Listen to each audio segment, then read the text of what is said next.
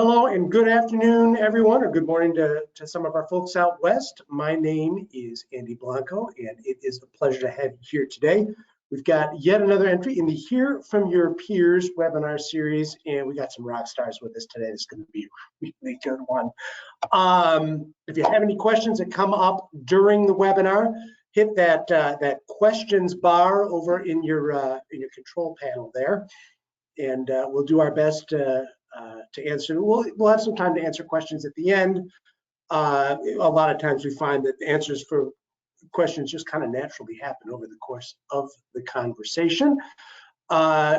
Keep an eye on your email after this webinar. There'll be a link to a recording, as well as a link to our schedule of webinars. We've got a couple already scheduled for next month, March 7th, March 22nd. So be sure to join us. But without further ado, I'm going to introduce the most amazing Monica Simonds, and she's going to introduce her team. Take it away, Monica. Thank you, Andy. Hi, everyone. I'm Monica Simonds. I'm the Director of Advanced Learning Programs and Services in Richardson ISD. That's Richardson, Texas. And it is my absolute pleasure to be here today with two of my amazing colleagues who are going to share their experiences with me in Richardson ISD as we have worked with COGAT over the last decade plus, and some things that we have done through the years, our journey, and where we are now, and hopefully share in a way that is practical, and so you can walk away with things you can do right now, regardless of where you are in your journey. So without further ado, I want to start with the introductions. We have the amazing Jasmine Patel. Jasmine is an advanced learning specialist with our district. So she works specifically with advanced learning. We layer on top of foundational core content. And she specializes in social emotional learning needs and in identification and assessment, particularly in how to use the scores and the score profiles to make sure we're meeting instructional needs. Welcome, Jasmine. We also have Sara Mooney, who is with us. She is also an advanced learning specialist with our district. She specializes in all things acceleration, depth and complexity, and all the things that go into supporting core content for our most advanced learners. So welcome, ladies. I'm so excited to get to interview colleagues and talk about the amazing things we are doing in Richardson. So guys, just to give you an idea of how we're going to do this today, now that we've had the introductions, we're going to start with the amazing Ms. Patel and talk about our journey with COGAT and the work that she has been doing going into secondary. Then we're going to talk about some instructional interventions. Ms. Mooney's going to talk about those and share with you really some targeted approaches that have been the most impactful. So, all right, I'm going to start with a couple of questions, Ms. Patel, Jasmine. So first of all, it's so fun, guys, when you get to interview someone you work with all the time. Okay, so we've worked with COGAT for quite a long time here in Richardson, and you have worked in multiple roles with COGAT as you've worked in different roles in our department. So I'd love for you to tell us a little bit about our journey here in Richardson, the evolution, paper to online, how we use the information. So just give us an overview of how it has evolved. Okay, so my first experience using COGAT data was when I was teaching identified gifted learners at the elementary level. And we were pulling them out for services. And frankly, it was really, knowing that we were identifying students in two areas of strength on the assessment. And so I'd have a group of students, and some would be high verbal quant, some would be verbal nonverbal, some would be quant nonverbal. And so really attempting to customize and make sure that I had choice activities to meet those needs and support those learners. It also provided very specific feedback that I could share with parents and teachers about activities, why a student is struggling, or where they are struggling. So that was really in working with elementary students. And then what we started to see is once we built, and that was when we were doing paper assessments, by referral. We still saw some big differences in terms of campuses where we'd have lots of students that were meeting a certain standard and certain campuses where we felt like we weren't. We really started also using the verbal, alt verbal difference. Our district is so incredibly diverse. We have so many ELL learners. That was really eye-opening. It allowed us to support those underrepresented populations more specifically. And we started actually having those discussions with classroom teachers, because many times with the younger students, that would be the first indicator that there was some sort of an issue, a learning issue that we needed to dig into. So those were ways that we used the data in terms of a teacher standpoint, like a boots on the ground type scenario. As I moved into this role as being a specialist, my primary focus at the beginning was when we first rolled up secondary services. So 8 years ago, we started continuing our elementary gifted services into secondary with GT sheltered core content classes. So that led us to universally test all 6th grade so that we could get the most recent data. And we really then started again looking at those singular areas of strength, with the verbal being the track that they pursued, GT reading language arts, quantitative and nonverbal being GT science. And social studies was more heavily weighted on the verbal area, only because it was so it is so verbal heavy as far as skills and load and the caseload. And that really then led us to expand our understanding of what these areas of strength really mean and what teachers are able to do, because you've got students really coming in that might have a very high singular area of strength, and there are gaps in other areas because it is their outlier. That's also when we started dabbling with shifting to online testing. And we, well, I don't think it wasn't that long ago. I can't remember the timeline of when online was introduced. We started transitioning to it, but we honestly had our headaches with it only in terms of Wi-Fi and networking and implementation. We are now at a point that we've gone completely online with testing. All elementary students have iPads, so the testing is done in that way. And so we've finessed our implementation of that testing. But probably what I'm most excited about is really where we've gotten now in terms of using the data in a very meaningful way to guide instruction and open eyes to the reality of what a campus is facing in terms of student ability at the elementary level, and then also the classroom makeup at the secondary level. So that's what we're going to bring to you now, I guess, as we move through these slides. Yeah, so the next thing we do want to get into is specifically how you've been working with our junior highs, which will soon be middle schools. We'll have 6 through 8 in them. But before we do that, I want to ask a couple of questions and go a little deeper. You talked about verbal and alt verbal, and I do think that that is a great opportunity that we were able to take advantage of, and I know other districts are anxious to do that as well. What was the advantage? What did we find were the advantages of using verbal and alt verbal, and both comparatively and in a contrast?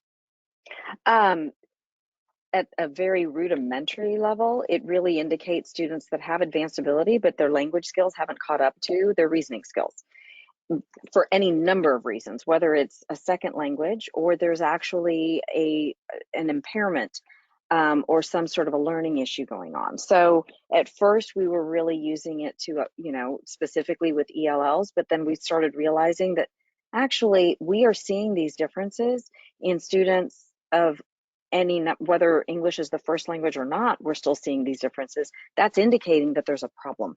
There's some sort of an issue. So it invited us to kind of go a little deeper and look into it. And in fact, just Monday, President's Day in our district is a district-wide day, and I had the opportunity. One of the things that I do is I share what COGAT data and scores mean for our SPED department, because because we test all 2nd graders and all 6th graders, and then any student that is referred, we have a record of these ability test scores. And so diagnosticians, speech language pathologists, anybody that's writing up reports that go into ARDS, they're using this data. And it allows them to, having the opportunity to share more about what those scores mean, deepens their understanding and allows them to write more meaningful reports and speak more knowledgeably to the learning gaps that a student might have. Thank you. And actually, that was going to be my next question. It's talking about using the data. So that was really awesome. So I'm going to let you now tell us about what you've been doing specifically the last 6 months or so with our junior high, soon to be middle schools. I know we have some slides to help illustrate that. And you're going to kind of walk us through, like, we're your audience, we're at the junior high, and you're going to help us understand our kids better. So it's kind of a modeling opportunity. Right. Okay, and you're going to tell me when to advance the slides. So here you go. So literally these slides are what I take to a campus. So I start our junior high, soon to be middle school teachers. Our elementary services are a bit of a legacy practice. We've had elementary gifted services for over 30 years. Again, with secondary, this is only our 8th year. So it's still fairly new. We have 8 junior high campuses. And so the very first thing that I do is just, show them that basically when we think about learning, we are dealing with a response to intelligence. And most teachers are very, very familiar with RTI as a triangle, so to speak. And we really love this diamond shape that addresses learning differences on both ends of the spectrum. We're very well versed in SPED, the left side of this diamond, because we are held to standards and accountable to reports and requirements and accommodations that must be met in order to make sure that we are meeting those student needs.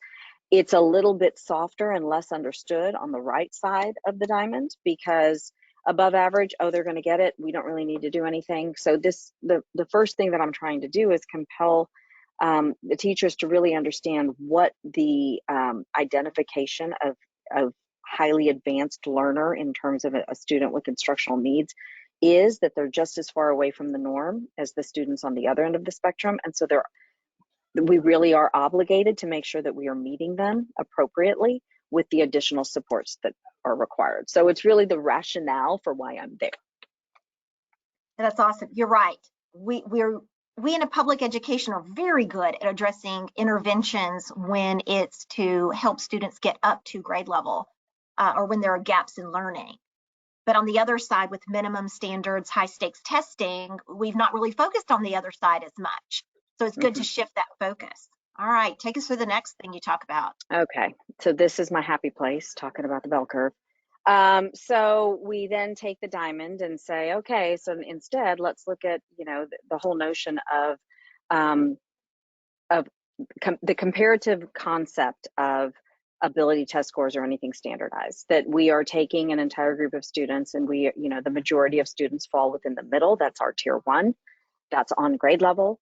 And when they're on the left side, they are below average or low average. They are, and I go through and explain the differences between the percentiles and student age score, what the standard is to qualify for gifted in our district on the right side. And really the analogy that I use, I really do highlight the fact that tier 1 is the majority of your students. Your tier 2 on the right side are your above average learners, and your extremely high advanced GT sheltered course students are the ones that are falling in the exceptional range of very, very high. They're that significant standard deviations away from the norm. But what I also indicate here is being an advanced learner is you are comparing that student abilities to other students of the same grade level, experience, and environment, because that's how the Texas State Plan defines it for us.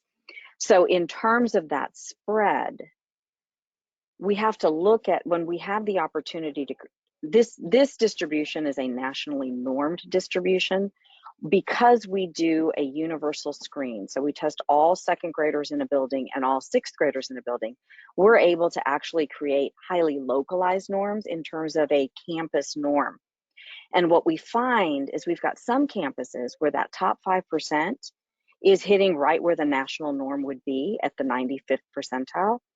But we have some campuses where the top 5% actually hits, is closer to the 80th percentile. So that means that entire bell curve has shifted to the left, which means their tier 1 is below average. And the majority of those teachers are really focusing on getting those students up to grade level. But we still need to make sure that we're challenging the scholars on that campus who are advanced compared to their peers. They shouldn't be forgotten. On the flip side, we have several campuses that are so high performing that their top 5% is well above 95th percentile. So their top 5% is really sitting at around 97 or 98th percentile, which means their tier 1 is above average. So a lot of times those are the very campuses where parents are clamoring to get their students identified for services, but the reality is their needs need to be addressed in the classroom. And if the classroom setting is aiming to on-level tier 1, they're actually not growing students appropriately, because chances are that bell curve is squashed and up high to the right. So it really, it becomes very clarifying when we start looking at that, because it's data that can't be disputed. You really start looking at that, it's like, oh gosh, it certainly makes sense. And then the other real very specific example that I use when it comes to the bell curve is on the left side. As we're climbing up the bell curve, it's like a roller coaster, and think of how slowly a roller coaster climbs up the track. It needs a lot of force, it needs a lot of support to get way up to the top, and then it gets up to the top and it starts to gather momentum and speed. And so down towards the bottom, that's really when momentum has taken and they're shooting off the track. And what I challenge teachers to remember is, you don't want to be the tar on the track. Those students that are so advanced in their learning, their rate of learning potential, we want to get out of their way and maximize that potential. So let's use where they are on this bell curve to really challenge them and meet them where they are, so we don't impede their progress. I really like that analogy. I know you use it all the time and it's real impactful. All right. So because we have, we do universal testing in 2nd and 6th grade, about the same time that we moved in, well, no, it wasn't. It was maybe a couple, it was around 2019, 2020 that we had the opportunity to enhance our elementary services by offering tiered instruction, because we've gone to total school cluster grouping. So we're able to group our students in those highly advanced clusters 5 days a week in their classroom. And so that allowed us to offer tiered services, which we called GT Core Plus. Any student identified as a scholar on campus in the top 5% of their campus is identified for Core Plus services. So that whether that's the campus norm or the national norm, wherever that's falling, whatever that break happens to be, those are the standards that they are meeting. They are identified for Core Plus. And that is actually the service model that continues up through secondary, since it's based in core content. Students that are meeting the national norm, which we would consider the more textbook definition of gifted, who need that time specifically with their peers, with enhanced depth and rigor incorporated, as well as addressing their social emotional needs, they receive additional services. They are pulled out for services with the advanced learning teacher, but they're meeting the national norm, like as I said, because that's really what indicates a need for that highly sheltered environment. And then we've got a small pocket of extremely advanced learning potential students who qualify in meeting all 3 of the areas of the COGAT at an exceptionally high level, well above 130 in terms of SAS. And they are considered for a responsive acceleration pathway, which is a whole other topic that we're not really going to get into right now. Thank you. Yeah, as much as I would like to. That'll have to be another webinar. And again, this is so that junior high teachers understand what levels their students are coming from, what their experiences might have been. So meet them where they are. Exactly. So this is now when I really clarify for junior high what the standards are to qualify for placement in these GT sheltered courses. So as I said earlier, all sixth graders are tested. If they meet standard of 130 SAS in verbal, quantitative, and nonverbal, they qualify for the following courses as you see on the slide: language arts, social studies, science, or and GT science, because those reasoning areas indicate aptitude for success in those specific contents. There is the particular consideration that any student that's identified for elementary gifted services continues to receive services. So in cases where those students may not necessarily meet the standard, we are looking at their overall portfolio of evidence to determine an appropriate placement for how their services will continue.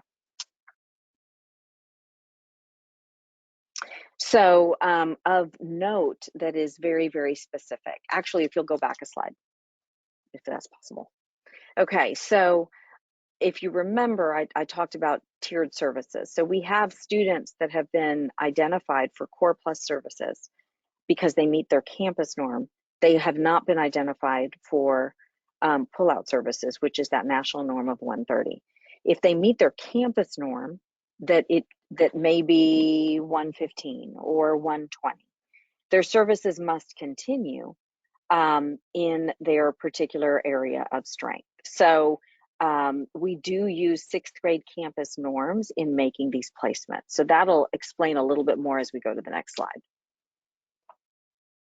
So here, this is an example that we would have had at one of our in reality, this is one of our junior high campuses this year. And they have several elementaries that feed into them. I've listed 4 of them here. And I've given them an example of what that top 5% cutoff happens to be. Now, that's not to say that at Campus G, any student that has a 130 verbal doesn't qualify. They've met standard of that national standard. I'm just demonstrating what the top 5% happens to be. So we are technically over-identifying if we held firm to 5%. But you can see that Campus G is clearly high performing. That top 5% of 149 nonverbal is already in the exceptionally GT area if we were to compare that to IQ. But as we look across down the columns here, Campus J and Campus K, their top 5% standards are really in the above average range at a normally distributed campus. That would be a tier 2. And so this starts to explain to teachers why they are seeing a spread in abilities in their junior high settings with students that are, because you're going to have students from all 4 campuses in the same 4th period block of reading language arts. What's the difference? There are a lot of assumptions made that, well, all these kids must be really, really good at what they're doing, but they're still coming in at with different experiences and different abilities here. Yeah, and I think that's really important to recognize to ensure that this is what we're going to have when we ensure that we're providing opportunities for all of our students, that we don't put that artificial ceiling on them. So you've got to meet them where they are. And I know here is where you have them go actually into their own personal data for their classrooms. Right. And then I know this is a really super happy place for you. Yes. So, you know, with that other slide with the placement data, I get a whole lot of wide-eyed, like, oh my God, now what do I do? I'm like, I'm not leaving you hanging. So when I pull their rosters, what I'm actually giving them is I've got their list of students by class with all 3 of the COGAT scores, as well as that ability profile. And I've got it highlighted specifically. And so then I talk them through and explain to them what the codes mean. That, you know, Riverside is fabulous. They don't leave you hanging. They believe in working in students' areas of strength. So they've taken that particular score profile, turned it into, they've codified it to mean something. And so here we've got a student that has, I explained the difference between A, B, C, and E. And then also indicate that we've got a verbal strength and a quantitative weakness. What does that mean? Wait, there's more. And then I'll take them to the Riverside website and actually show them how they can unpack it by plugging in the code and getting that 2-page report, which we in the department have used a lot in terms of having those hard conversations with parents or resourcing their parents with suggestions of things that can be done. And frankly, teachers as well. We've been using it to support our gen ed classroom teachers, but our junior high teachers thought this was like the guide to life. So again, took it a step further beyond the ability profile. Well, I want to just chime in here real quickly. This is one thing I love about using the COGAT, and it's because I do not like testing for the sake of testing as a gratuitous event, and we get this data and it goes in a drawer somewhere. And I just really appreciate that we have these resources, because at the end of the day, we're tasked with growing kids.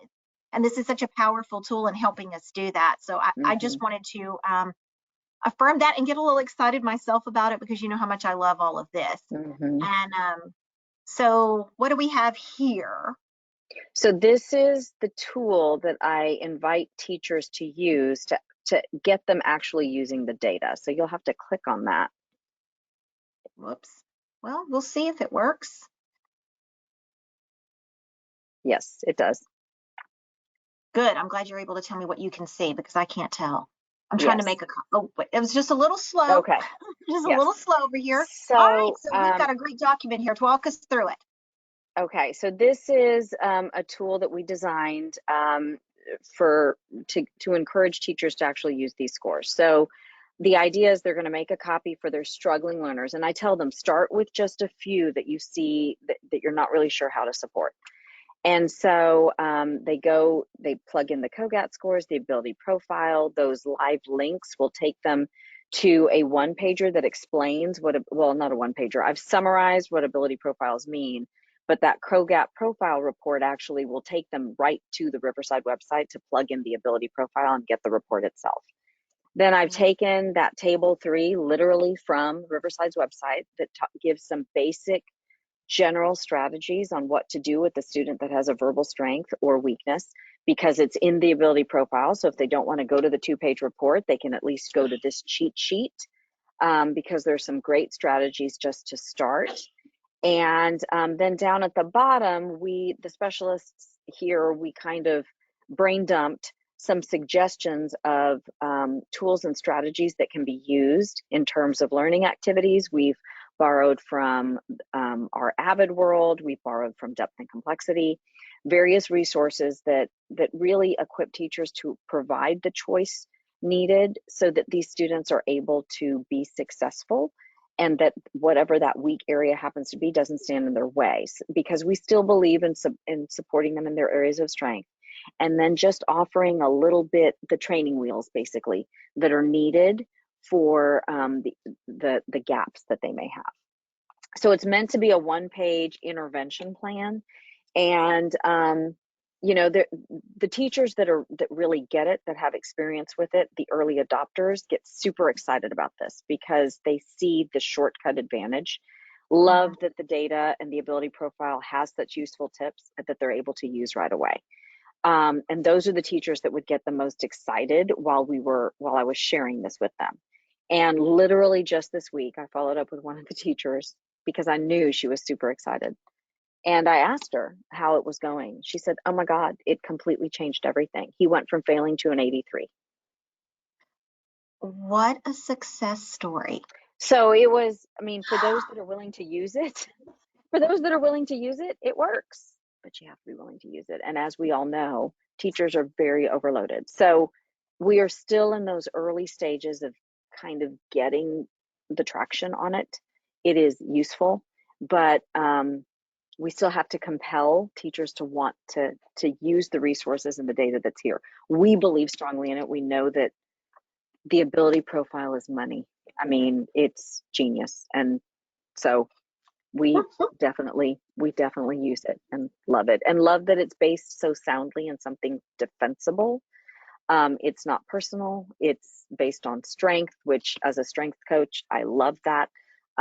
It keeps everybody positive and moving forward. So that's my plug for ability profiles in Riverside. You know, classroom teachers are really overloaded. And so being able to come to them and say, this is proven, and here I've synthesized it for you so it's a manageable chunk, I think would be really important. So I have a question. That this slide has a QR code. And so if we have anybody in the audience who wanted to take a look at that, it's a draft. We want to make sure we mention it's a draft. Is it accessible to them? I don't know, because I think it's limited to Richardson. You have to have a Richardson Google account. I don't know. I can't remember, because that was set up back in the fall. So the great thing is this is recorded, and we can always make it so they can have a view link so they can take a look at it and get ideas from it for themselves. Okay, awesome. All right. Okay, you did a perfect, beautiful job of helping us segue right into Ms. Mooney. Sarah's going to walk us through, okay, you've got this profile code. You have these ideas about what to do with the student. Now, what do you actually do with the student? So Sarah, take it away. Okay. Actually, the first thing I want to ask you is, you spent a lot of time in PLC, a lot of time in our professional learning communities working and planning with teachers. Why is it important to have someone from advanced learning or GT in that room at that table? Sure. Well, I always tell teachers that any support is good support. And we talk about this as GT teachers and advocates, that our skill set can be used anywhere. And the training we get is so good. And a lot of times, you know, there's this idea when I sit down at the table that I am just there to speak about GT. And we have high achieving students that need these things too. So I just always think it's important that you're going to have a special ed teacher there. You might have, got the administrator, you've got an instructional coach. And it's just good to have somebody from our way of thinking, if you will, to advocate for those kids that just need more, but we want to deepen the learning. Have you had a positive impact on students from being able to go in and do this, contrasted with maybe campuses where you've not had the opportunity to be at the table? Sure. I think so. We've seen a lot of growth, and MAP is what we use for achievement. And so I love Jasmine. She works so much with COGAT data. I work a lot with MAP data. So we have both of those ability and achievement tests in our back pocket to have those conversations with teachers and administrators. I think what we've seen is, like Jasmine was saying, we're centering on a strength and we're deepening that and broadening that, if you will, with instruction. So we have seen some growth in that area, but also just some more engagement. I always say it's not just a paper thing, right? We have seen just a drive in some of these students that are excited about learning again, because we're being very specific and guiding their learning and meeting them where they are. And some teachers are they're astounded, because what are they trained for? They're trained for intervention, and they're trained to keep those babies that are falling behind. But even those babies that are falling behind benefit from the instruction that I'm guiding them through. You know, you are so right. I was just talking the other day that if you only gave me the opportunity to work on things I'm not as good at, I would check out. Yeah. I'm pretty much a nerd. Exactly. So that says something. Yes. So you have been you and another person on our team have been working a lot with a lot of PLCs, but lately you've gotten to present to all the campus administrators, central administrators, and the group that does like instructional coaching. And so would you do kind of like what Jasmine did and walk us through some of the pieces you've been sharing to help connect? Okay, I've got this profile, this COGAT ability profile now, and I've got achievement data of some kind. In our case, it's MAP. Let's tie it all together and actually plan for our kids. And what are some strategies that help grow our kids? Sure. Well, I think the first thing we talk about is purposeful planning. The other specialists and I really agree on that.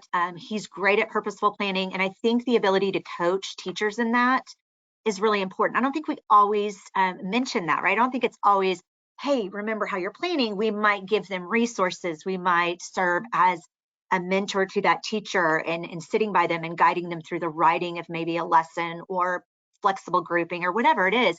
But I think teaching teachers how to purposely plan, that is hard though. That takes a lot of time. So what we come and support is, what does this look like? And once you purposely plan and you can actually see this in play, you get it. You're just like, oh my gosh, yes, I can do this. I'm going to plan. Then I know it's there and I've got it. Did I lose you? No, I'm right here. Oh, sorry. My computer just went buzz. Sorry. it buzzed away. Again, So Wi-Fi. I know, I'm like, something's going wrong. So sorry. So how do we then support teachers to support students is basically what we're looking at. So we're really training, especially instructional coaches, because administrators are great, but we know administrators are far removed sometimes from the classroom. They have got their hands full, especially big campuses. So it's really about how do we get the instructional coaches and teachers, how do we get their ear? And it is about centers based and more of a facilitator. And those can be very buzz type words. So we always model this for teachers. We also want to strategically cluster students within the classroom. So this makes it easier for teachers in order to meet the needs of these students. Plus it's giving students an ability to collaborate with like-minded peers. Pushing that collaboration, letting teachers kind of come out of that control area that they really have a hard time relinquishing, which I understand. I'm type A and I want to control all the things, but it really is about letting go and the controlled chaos of what's happening in your classroom. Obviously, we know monitoring and feedback is huge. We also have a tendency to see when our GT or high achieving learners are going off and working on their own, if you will, that there's not always a check-in or some feedback, and then the students are out, right? If you're not going to give them any feedback or tell them why they've done something, then again, it's just busy work. They're just sitting in the corner reading. So we're really trying to teach teachers how to give more of that feedback as they're walking the room and as they're facilitating. And like I said, we, on my end, using achievement data, I really bring in the data to support the grouping and the idea that grouping changes with every concept. If you look at the quadrants in MAP, there are all these different things that we are looking at in terms of those subsets. So we need to continuously flexibly group these kids. You know, I think the flexible grouping is important to note because sometimes there may be an assumption that, well, if you are identified for gifted services or you have a strength, then that must mean you're good at everything or you're always good at X. And we know you can be a really good student in math class and still have skill gaps that you need to have filled in. And I do want to draw your attention to the second bullet, TSCM, Total School Cluster Grouping Model. I just wanted the audience to know what that stood for, and that is the work of the late Dr. Marcia Gentry out of Purdue. She spearheaded all of that work. Okay, we ready to go to the next slide? Be great. All right. Oh, I love how you're going to define this for us. Yes. So I'm certainly not going to read this to you, but when I do present this to teachers, it's always about what pops out. What do you want your classroom to look like? And of course, they're engaging, immediate feedback, collaborative. And they see these words and they want that. It's just, okay, now how? So we really center on, here's the way this should look. Again, call it centers, call it whatever you want, because this is something we push for secondary too. This is not an elementary thing, which I think is eye-opening for a lot of teachers on the secondary level. Okay, next slide. Well, I want to actually talk about secondary for a second, because if you're like me, you probably think, and I taught K through 12, so that gave me a little bit of an advantage, because if we could just use elementary strategies all the way across the board, you know, we'd be doing great things in high school. How have the high school teachers been in receiving, trying, being open to trying centers based? Well, I have to say I was a little nervous, not gonna lie. They've really taken to it.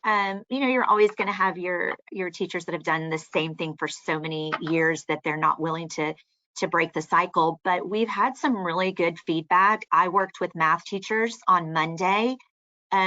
Not sure if y'all know how math teachers typically take to things, because it's very much a lecture oriented rote practice type classroom. And it's been really great to see their eyes open to actually real world application, letting students talk in math, letting students fail in math and being okay with that. So we did a lot of great hands-on work.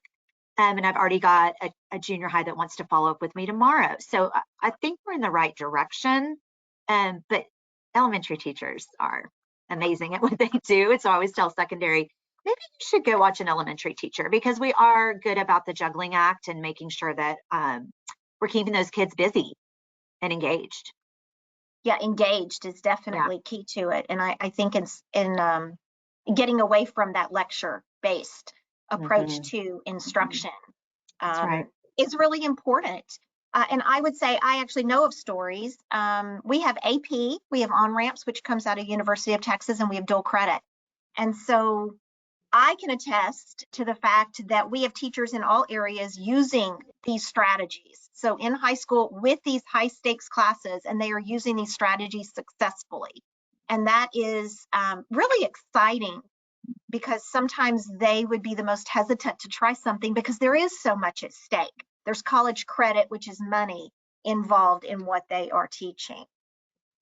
Okay, so now you're going to tell us the difference between centers and stations, because and maybe Monica, I really like that you brought that up, because I think that goes back to, as y'all know, teachers are so scared to come out of that box of, wait, this is the TEKS. I must do this TEKS, and I must do it on this day, and I must finish this day.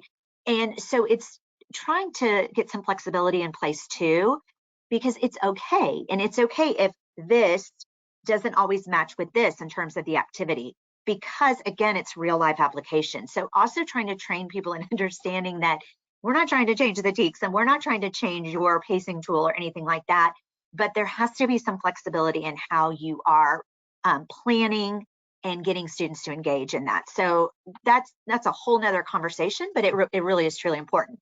And that does bring me into what is the difference between centers and stations, because I think these words get intertwined and there's some confusion.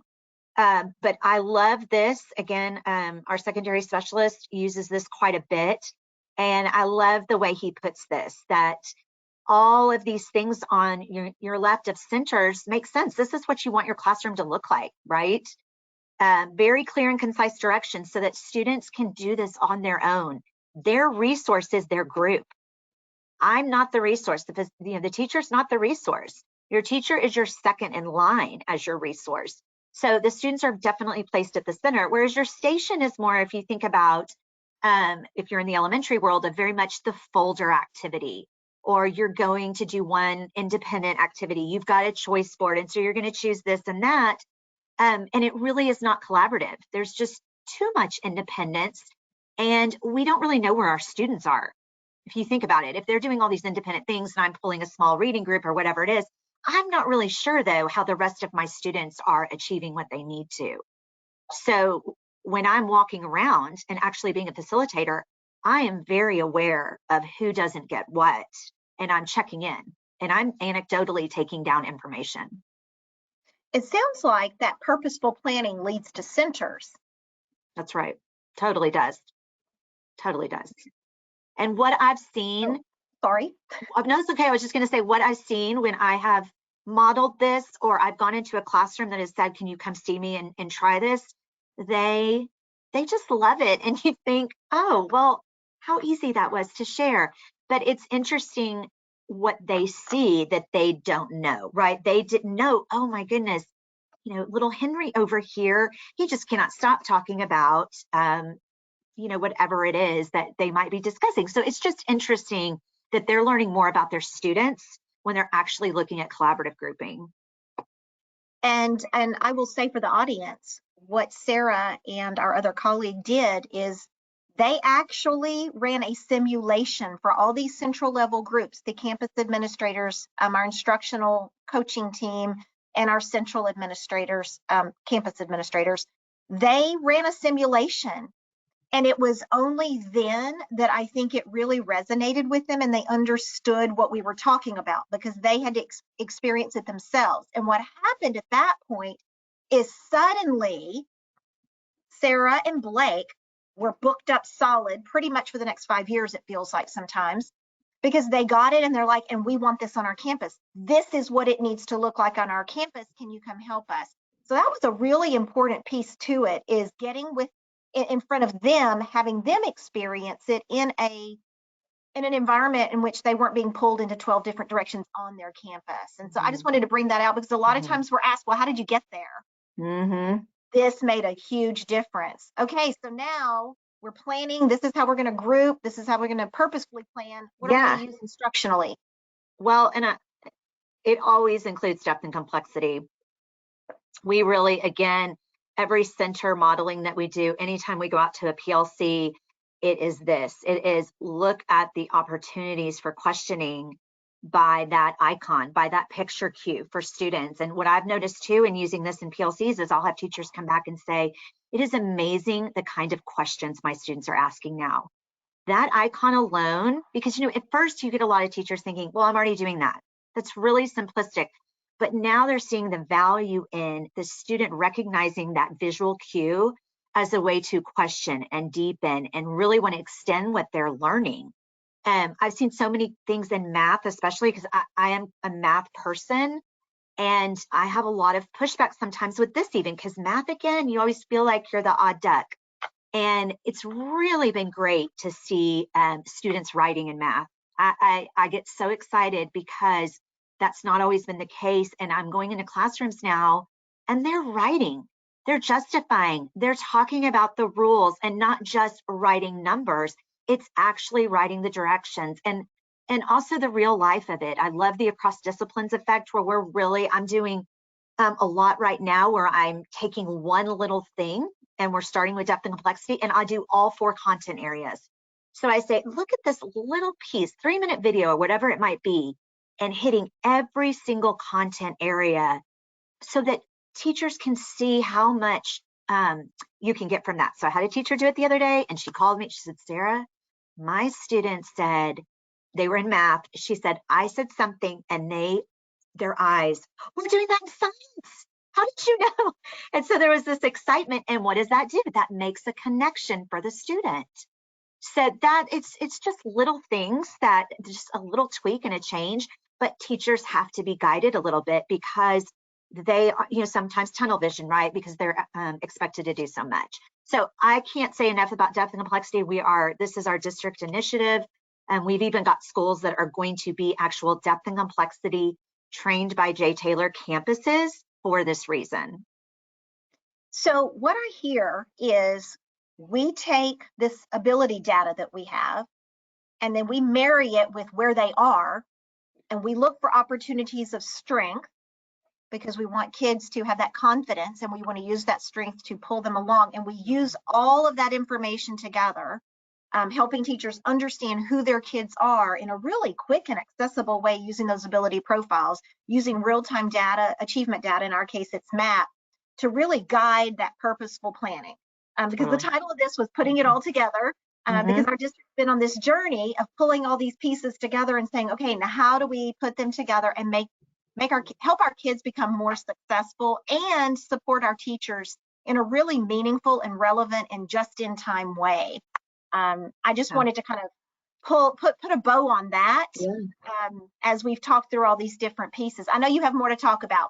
So tell us, when you're in a PLC, how do you approach it to help guide the teachers in thinking? Because I know they've told you before, like, I see where you go, but I don't know how to think that same process to do that purposeful planning. So tell us how you do that.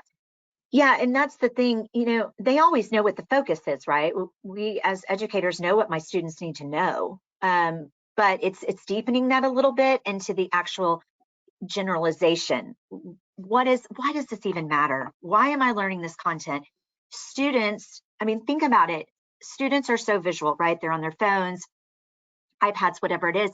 They get information like this. And so they're guiding their own information in that case, and it's relevant to them. If we're not doing that in the classroom, they're gone because they're so stimulated by the outside world. So I really say, and it's backwards design is what it is. We're going to start here, and then you're going to scaffold. So why does this even matter? How is it going to connect? And I always say, when you reach identity, you've reached the highest level of learning. So how does it identify with them? What's the real world connection? Who uses it in the real world? And again, who's going to care about the product? Because if the product is fluff and no one's checking in, or I'm copying my friend next to me, we're losing that authentic and original, if you will. So it has to be meaningful. It absolutely has to be meaningful. It cannot be fluff. So this is how we start. This is how we start the conversation, and we take the teaks and we work from there. And for those in our audience, Sara didn't name it, but a lot of what she's describing is the parallel curriculum model that really ties a lot of this together very nicely. So you're welcome to Google that and look into that, because you will automatically see the connections to how we might use the COGAT ability profiles and our achievement data, and how our students think and need to be engaged today. Earlier, Sara mentioned something that you may not be familiar with. They're TEKS. Those are our state standards. And so you can just substitute your state's, right? Educationese, we all do it. I'm super guilty.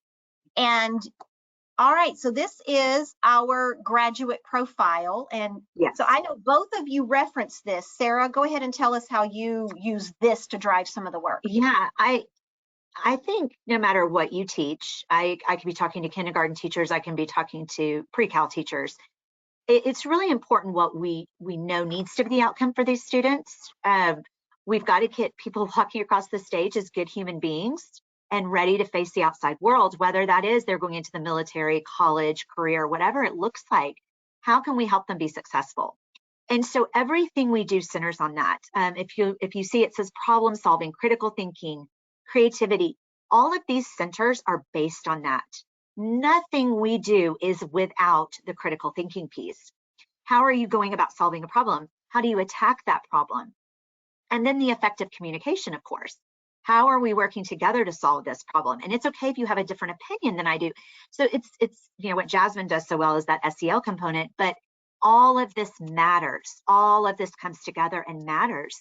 So we love bringing this to the attention of, again, I don't care what grade you teach, that we all have a piece of this. There's always a part, no matter if you're a specialist, a teacher, administrator, a director, this is the overall outcome we want to see. Yeah, and we talk about that in all of our meetings. And Sara, I've heard you say, hey, kindergarten teachers, you have a place in this too. Like you're starting the ball rolling. That's right. We have about 8 minutes left, 7 minutes left. And so audience, if you have any questions, go ahead and put them in the chat. And I know this is a great reminder that you put up there. And I'll just say that the thing about the COGAT is it's not a test to identify GT. The thing about depth and complexity, it's not just for GT, it's for all. Because at the end of the day, we may be the advanced learning department, but we want all of our students to achieve to the very highest level that they can. And I think that playing to their strength, sometimes we can see these sparks that we wouldn't have seen otherwise. Yeah, so can I make one more comment about that? Sorry. Absolutely, make one more comment and have a closing well, I was just going to say, we always want to fix kids, right? We think that's why we went into education and why we are helping kids, but we think we need to fix them. And it's always about the intervention piece. So that's what I say. It's still important to meet those needs, but those kids really need an enriching learning environment. And I don't care who they are, where they come from, or where they are on that bell curve. Everybody deserves that enriching learning environment. That is so true. And I think sometimes, I know I can get caught up in the day-to-day or the thing that's due on Friday or the form that just got put in my inbox. And I think sometimes, like the document that Jasmine made can be so impactful because it takes some of the work out. We really work in our department to say, what can we do to take some of the burden off so the teachers can do the most important work. All right, so that's the end of the presentation, and that is their contact information. If you want to know more about their brilliance, you can always reach out to me as well. But I have one last question for each of you. And so you can decide between yourselves who's going to answer first. But here's what I want to know. What advice could you give to someone who maybe is just starting out on their journey and using the ability profiles or being able to get into PLCs and have these conversations about how they use the COGAT? So maybe they aren't using it, they're just starting their journey or they can't seem to get traction and buy-in, what would be your number one piece of advice to them? I can Sure. speak to that first. I would say when I was first entering the use of this, I went in terms of being a learner first. So I needed to get a little bit more fluent in what the COGAT was about, what the scores meant. And luckily, there's so many resources available from Riverside to support that. There are newsletters, there are reports, there are guides. So familiarize yourself a little bit with that and believe in the data so that you can advocate using it. Because that's huge. If you believe what you're sharing, it's going to be easier to step in the door and speak to it with authenticity. And fluency. Yeah, I always talk about that. I'm working on my fluency. Sara, what would you add? Yeah, and I'm a big one on relationships. As Jasmine and Monica know, I'm like, I want to be friends with everybody, but it really aids, right, when you walk into a building and really making sure you can drive a relationship with an administrator, because who has control at the end of the day of coming into a PLC? I can, be invited by one teacher, but to really be there for every grade level. So, it sounds so small, but it really is about building relationships. It's also about sitting side by side with the teacher, that we're peers. I may have this knowledge base and these resources, but we're working side by side because I'm building capacity in you, because I don't have kids all day and I can't be here every day. So it's really, and I learned a lot from them. I mean, they know their kids best and they know their content best. So just knowing that we're peers and I'm building a relationship, I get invited back. Y'all are both amazingly brilliant at what you do. I would add, leverage is always the word that I go to, like look for what your in might be. So what are they trying to accomplish and what can you bring to the table that, hey, let us work alongside you because we can help you achieve that goal that you're trying to accomplish anyway. And you do it through relationships and sitting side by side and knowing, by Jasmine talking about having that content knowledge and fluency, you're able to go in and see those connections right off the bat. Sara and Jasmine, I have the pleasure of working with you all the time. Thank you for sharing your expertise and your journey with lots of people. I think at one point we had 82 people on here across the nation, maybe further, because I think that's what's important. That's why I love these webinars, is because we're supporting each other.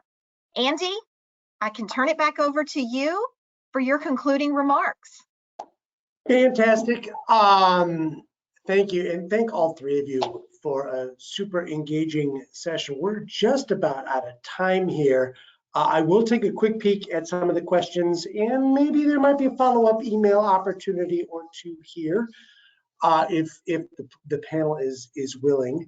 But for sure, there is going to be a follow-up email from us with a recording, and I might acquire these slides from you.